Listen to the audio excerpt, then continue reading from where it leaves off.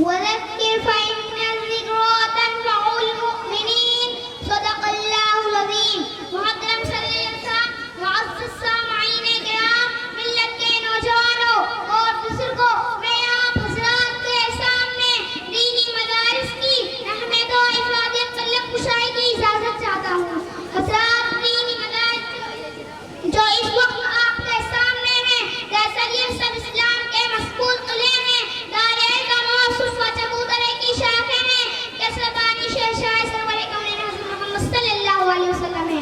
یہ مدارس حقیقت راہ جنت ہے. یہاں مائی فلاح کی کنیں پھوٹتی ہیں، یہاں علم نبوت کی شعاع کو جگمگایا جاتا ہے، یہاں امت کے رب اور رحمہ کو تیار کیا جاتا ہے، یہاں باطل کی تہذاب کا مقابلہ کیا جاتا ہے، یہاں بدعت و خرافات مرتے سیلاب کو روکا جاتا ہے، ہم شیخ امت کو پیدا کیا جاتا ہے.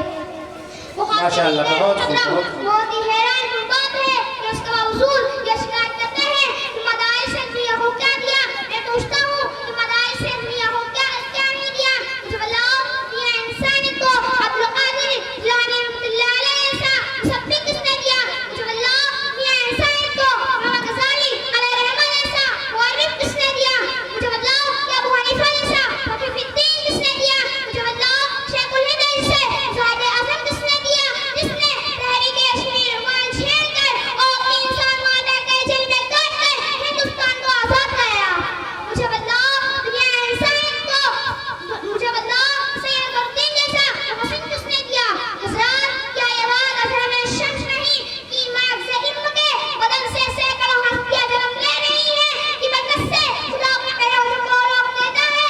عمل وہ جگہ اسلام کی سنت سے معمور تھا کہ زندگی اعلیٰ رحمۃ اللہ کے لیے وقت تھی کہ نگاہیں شراب ایمان سے مغرور تھے، کہ ساری فکر اشاعت دین میں مشغول تھے، کہ ساری عمر امت کے رب اور رحمہ میں مصروف تھی. ہر حال مدارس نے ہمیں کسی بھی معاملے میں مددگار نہیں چھوڑا. میں اپنی تقریر کو ان چند باتوں پر مکمل کر کے اپنی جگہ لینا چاہتا ہوں. تمام السلام علیکم. ماشاءاللہ، بہت خوب، بہت خوب.